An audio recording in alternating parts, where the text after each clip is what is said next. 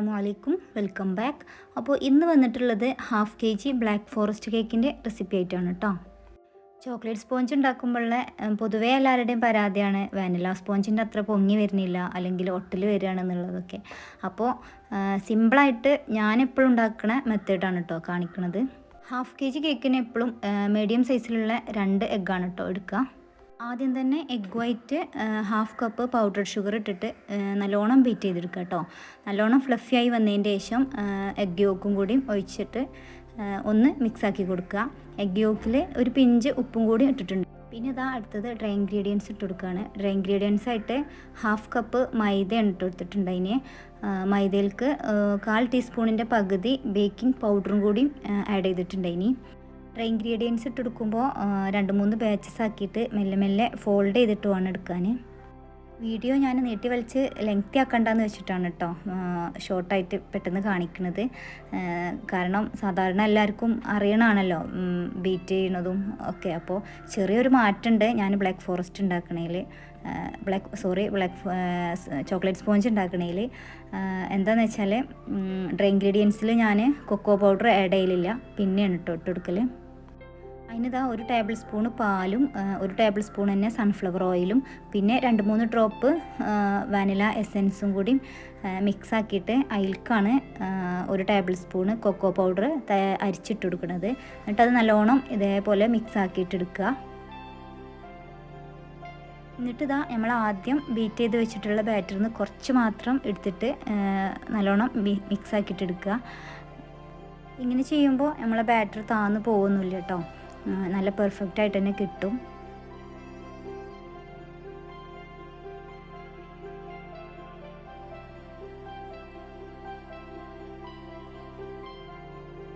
എന്നിട്ട് ഇതാ ഇത് നമ്മൾ ബാക്കിയുള്ള ബാറ്ററിലേക്ക് ഒഴിച്ചിട്ട് മിക്സാക്കി കൊടുക്കുക. മിക്സാക്കുമ്പോൾ ശ്രദ്ധിക്കണം, പിന്നെ കുത്തി ഇളക്കാൻ പാടില്ല. ഇതാ ഇതുപോലെ ഫോൾഡ് ചെയ്തിട്ട് വേണം കേട്ടോ മിക്സാക്കാൻ.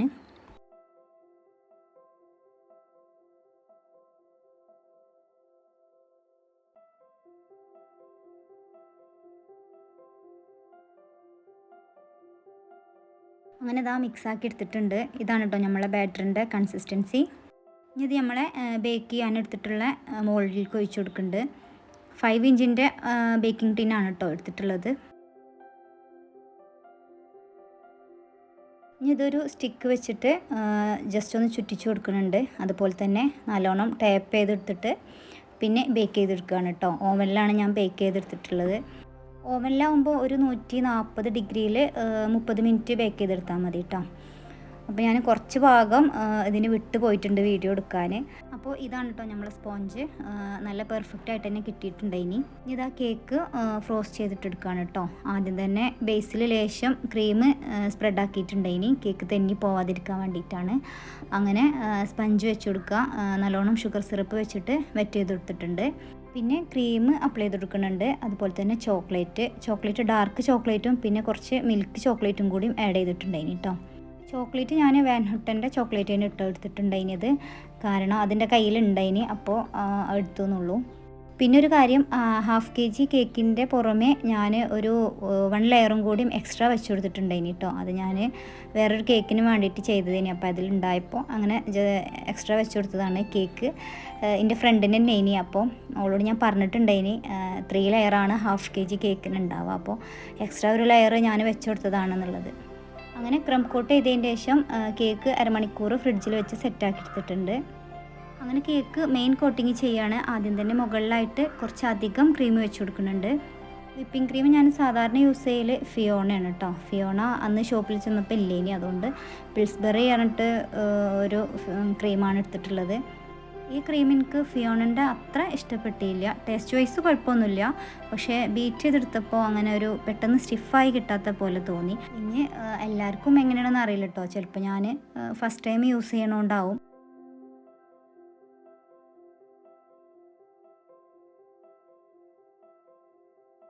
അങ്ങനെ കേക്ക് ഫിനിഷ് ചെയ്തെടുത്തിട്ടുണ്ട്. ഇനി ഈ ഒരു ബ്രഷ് വെച്ചിട്ടാണ് ഡിസൈൻ കൊടുക്കുന്നത്.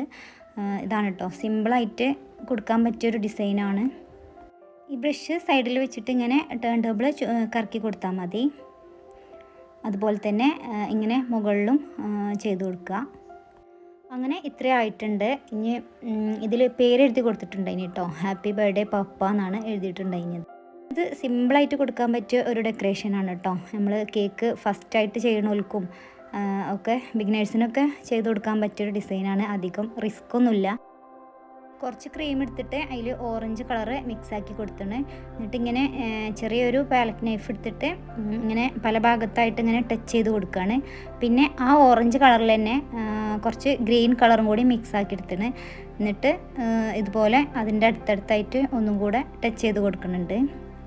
പിന്നെ ഈ സെയിം കേക്ക് തന്നെ 2 ദിവസം മുന്നേ ഒരു കസ്റ്റമർക്ക് കൊടുത്തിട്ടുണ്ടായിന് കേട്ടോ. അപ്പോൾ ഞാൻ പറഞ്ഞല്ലോ ഇതിൻ്റെ ഫ്രണ്ടിനാണെന്നുള്ളത്. അപ്പോൾ അത് കണ്ടിട്ടാണ് ഇതന്നെ ഈ ഡിസൈൻ തന്നെ മതി എന്ന് പറഞ്ഞിട്ട് അങ്ങനെ ഓർഡർ ചെയ്തിട്ടുണ്ടായിരുന്നത്.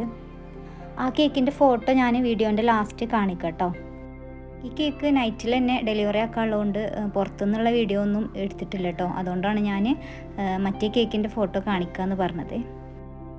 അപ്പോൾ ഇതാണ് കേട്ടോ കേക്ക്. ഇനി ഇതിൽ കുറച്ച് ഗോൾഡൻ കളർ ഷുഗർ ബോൾസും കൂടി സ്പ്രെഡാക്കി കൊടുക്കുന്നുണ്ട്.